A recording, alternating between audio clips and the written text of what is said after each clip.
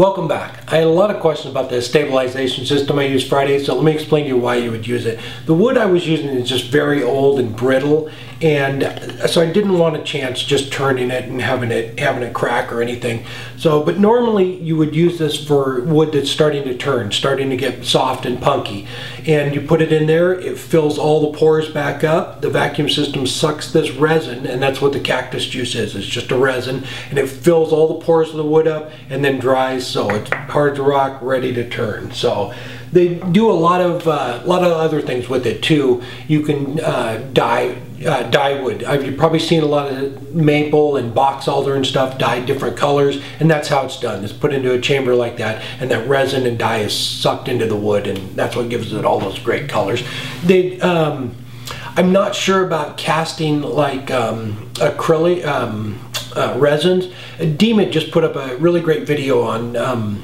He was using this cool gold pearl to cast something, but he uses a pressure pot, and I think it's because of the fast drying time. I'm not sure if you used a slower drying time, you could use the vacuum chamber on that, but what it does is it sucks the air bubbles out. So the pressure pot does the same thing.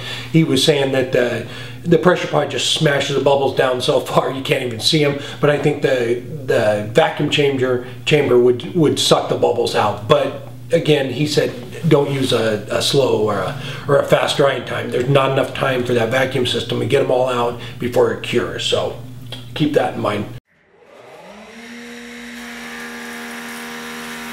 The Wood Shop is sponsored by ChefwareKits and Easy Wood Tools. And I had just some random questions, so I wanted to clear those up. One of them was on the spoon jig that we made a couple weeks ago.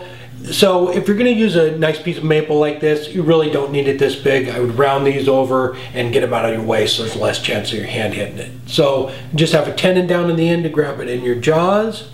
And what Lyle did was just kept working this. We already had the spoon done, so he just kept working this until he made nice little, and basically what it is a Morris taper. So it just tapered that in to fit the spoon, just like the Morris taper on your lathe. It works the same way, and it holds it nice and tight.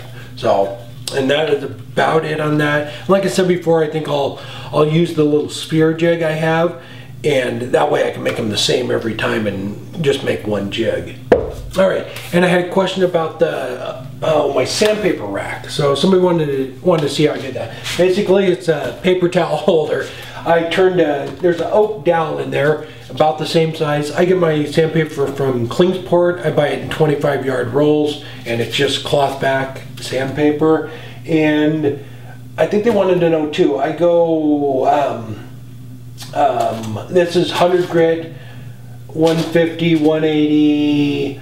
220, 320, 400, and 600. So that's what I run through. So basically, I just turned a big dowel for these. I put this on there, just kind of hold them down. Somebody suggested putting a hacksaw blade on there to cut them, but I tried it and it really didn't work very well. So I just tear them off by hand. But that's about it. It's basically just a large paper towel holder. And oh, the faceplate. Somebody's trying to make a homemade lathe, and they have a motor. So what I did was, you could probably I used aluminum because it's a little easier to work with and drill, and I think I just got it a piece of it at work too. So I just, minus the collar here on this one, I just took a disc and drilled. I think most motors, the shaft on them is probably 3/8 or 5/8. Drilled a hole down through the center of it, and they'll have a flat keyway on them too to hold pulley or whatever. And I drilled a hole down through the center of it. I believe, it's been a long time ago, but I believe it was probably double that thickness, and it was just because I had to drill a passageway here to put a set screw in. So basically the same thing like that, and then I just drilled some holes in it to mount my workpiece on. And that was about it. And I want to thank Tom. When I made the flying saucer, I mentioned Tom, and he has. I'll put a link down below. He has a YouTube channel, but he doesn't have any turning up, just some toy stuff he's made. But he made this for me, and he's got the flying saucer that I made for him by now. He made that lathe. He makes toys, wooden toys. So thank you so much. And he put on there, just finishing up with 600. Thank you so much. And it's a card holder. So a little tool rest there slides back and forth as your people take your cards. Very nice. And it turns. Thank you, Tom. I really appreciate it. All right. If this is your first time here, I will have a new project video out on Friday. And as always, thank you for watching.